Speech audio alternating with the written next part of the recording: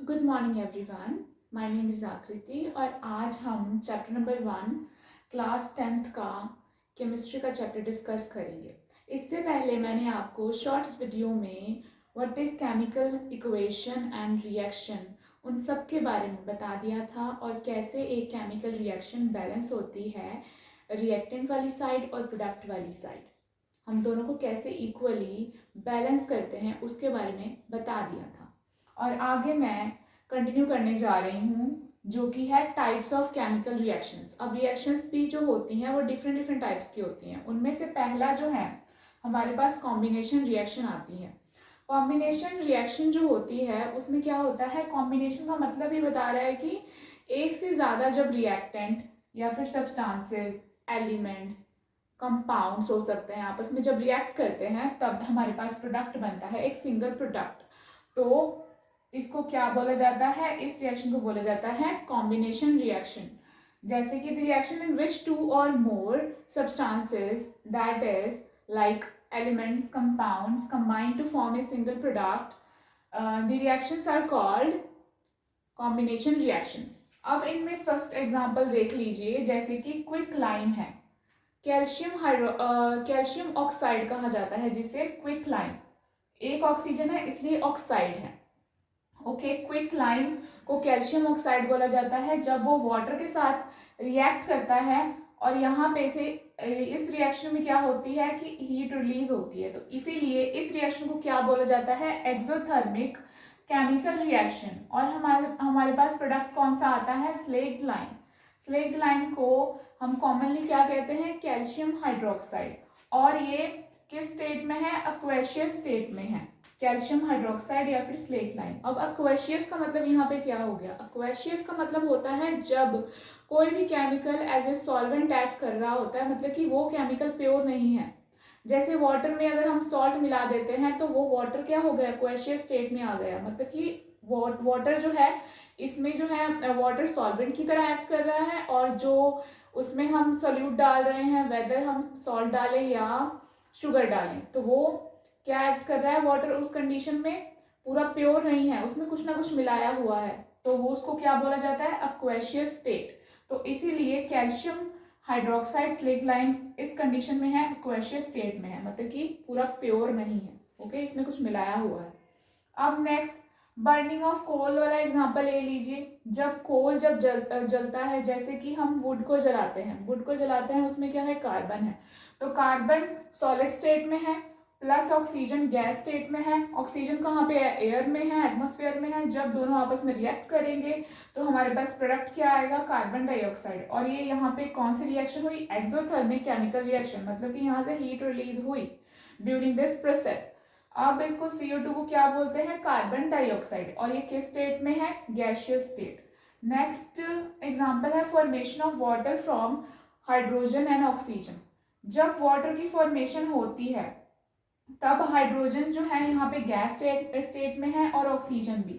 अब हाइड्रोजन और ऑक्सीजन कहाँ पे है, हमारे एटमॉस्फेयर में। जब आपस में रिएक्ट करेंगे तो हमारे पास वाटर बनेगा और वाटर की स्टेट क्या होगी, लिक्विड स्टेट होगी। अब इसको बैलेंस करना आपको मैं सिखा देती हूँ। यहाँ पे हाइड्रोजन है 2 और यहाँ पे भी 2। ओके, ऑक्सीजन है यहाँ पे 2 पर यहाँ पे है 1। अब ऑक्सीजन को बैलेंस करने के लिए यहाँ पे 2 लगाना पड़ेगा। अब इसको तो हमने बैलेंस कर लिया ऑक्सीजन को, बट हमारे पास हाइड्रोजन जो है यहाँ पे 4 आ गए, 2 × 2 4 आ गए। अब इसको भी क्या करना है, इधर वाले रिएक्टेंट वाले हाइड्रोजन को 4 ले आना है, तो यहाँ पे भी हम 2 लगा देंगे। तो इससे क्या हुआ, दोनों तरफ के हाइड्रोजन और ऑक्सीजन प्रॉपरली बैलेंस हो गए। इसी को बोला जाता है balance chemical equation. Okay, next example देखिए, बर्निंग ऑफ नेचुरल गैस। अब नेचुरल गैस जब जलती है, जैसे कि मीथेन है, मीथेन किस स्टेट में है, गैस स्टेट में है प्लस ऑक्सीजन। अब ऑक्सीजन के साथ जब रिएक्ट करेगा मीथेन तो हमारे पास प्रोडक्ट आएगा कार्बन डाइऑक्साइड और वाटर।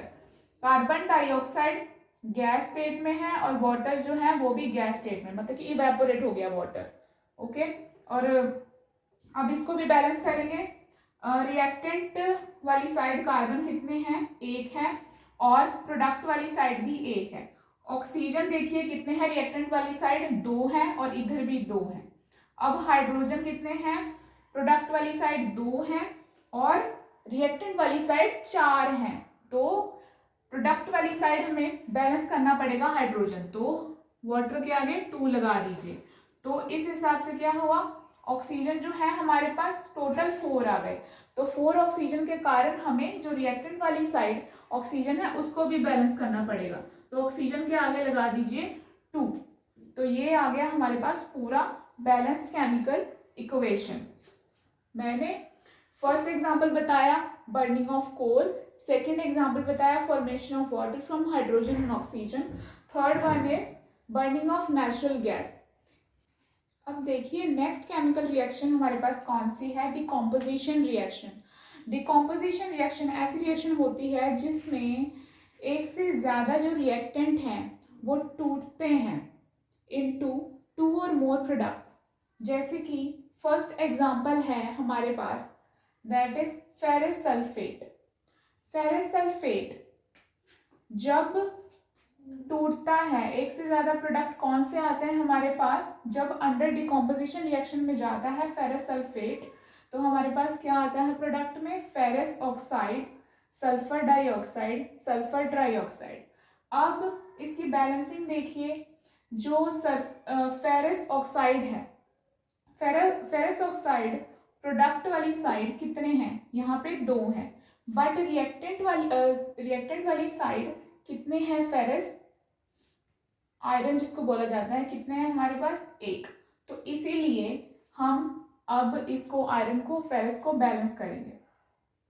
तो रिएक्टेंट वाली साइड फेरस कितने हो गए, 2 पूरे। अब इधर कितने हैं, 2। प्रोडक्ट वाली साइड पूरे फेरस या फिर आयरन जिसको बोला जाता है वो कितने हैं, 2। अब फेरस बैलेंस हो गया। ऑक्सीजन चेक करिए, रिएक्टेंट वाली साइड कितने हैं, 2 इंटू 4, 2 इंटू 4 कितना हुआ, 8 ऑक्सीजन है।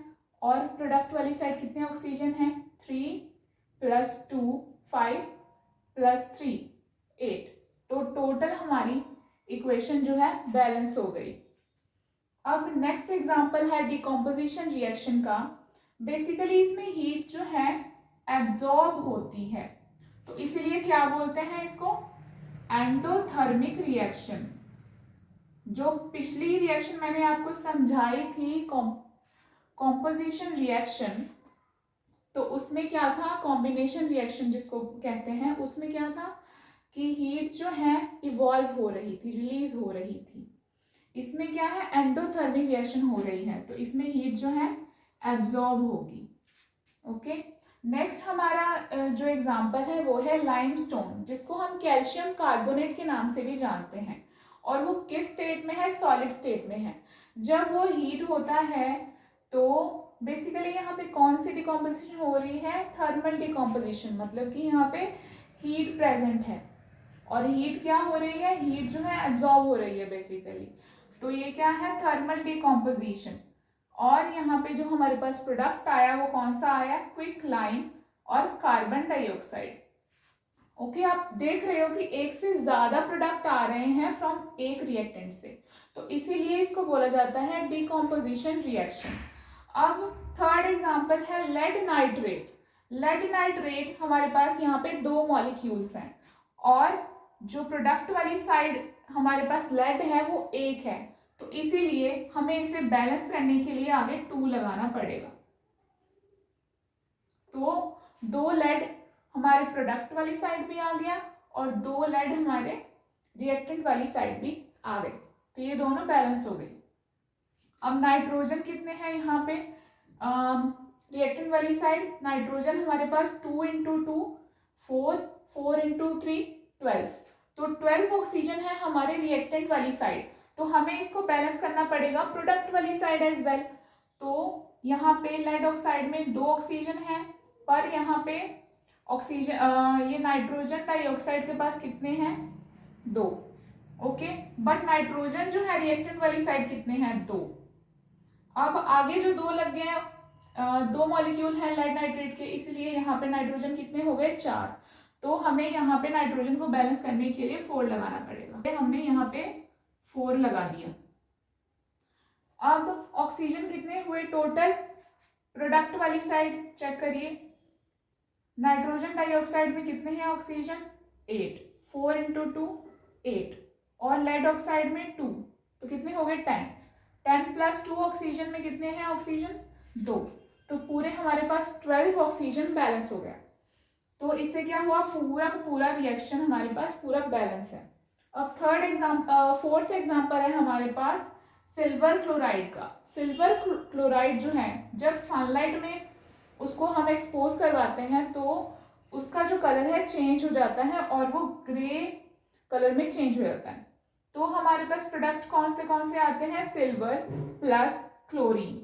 ओके, इसी के कारण डिकम्पोजिशन रिएक्शन के कारण इसका जो कलर है सिल्वर क्लोराइड का चेंज हो जाता है। और ऊपर वाली जो रिएक्शन मैंने लेड नाइट्रेट वाली बताई थी, उसमें क्या होता है, जब हम एक्सपेरिमेंट परफॉर्म करते हैं एक बॉइलिंग ट्यूब में लेड नाइट्रेट को डालते हैं, जब डिकम्पोजिशन रिएक्शन होती है in the presence of heat using flame, हम फ्लेम की हेल्प से करते हैं उसको, बॉइलिंग ट्यूब को गर्म, और उसमें डालते हैं लेड नाइट्रेट। तो उसमें जब वो प्रॉपरली हीट हो जाता है लेड नाइट्रेट, तब उसमें से हमारे पास ब्राउन फ्यूम्स आती हैं। और किस कारण से आती है, क्योंकि उसमें नाइट्रोजन डाइऑक्साइड रिलीज होती है, इस कारण से आती है, ड्यू टू डिकम्पोजिशन रिएक्शन।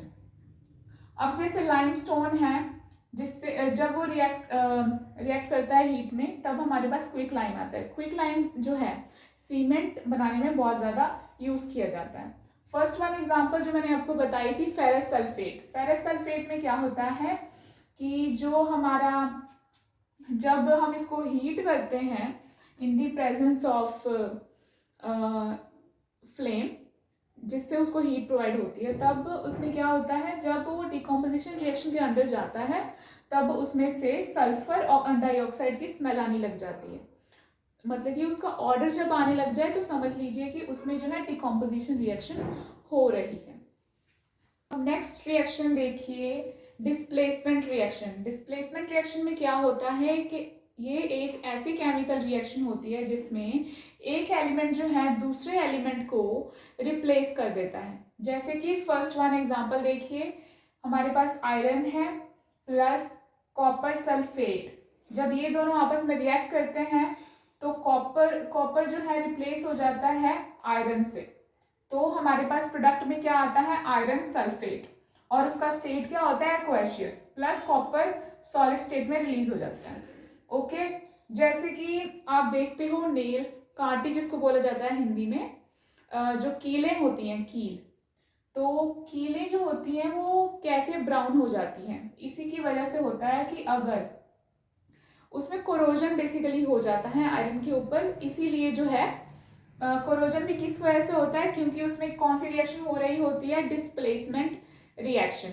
इसी वजह से जो है हमारे जो कीले होती हैं, नेल्स होते हैं, वो सारे ब्राउन हो जाते हैं इसी रिएक्शन की वजह से। आयरन जो है, अगर कॉपर सल्फेट सोल्यूशन में हम आयरन नेल्स को डालते हैं कॉपर सल्फेट सोल्यूशन में, तो जो कॉपर है वहाँ पे कॉपर सल्फेट का वो रिप्लेस हो जाएगा आयरन सल्फेट से, आयरन से रिप्लेस हो जाएगा। तो हमारे पास प्रोडक्ट में क्या आएगा, आयरन सल्फेट। तो आयरन सल्फेट आ गया, प्लस कॉपर जो है सॉलिड फॉर्म में रिलीज हो जाएगा। तो इसी वजह से जो है हमारे नेल्स हैं, जो कीले हैं, वो सारी की सारी ब्राउन हो जाती हैं इस डिस्प्लेसमेंट रिएक्शन के कारण।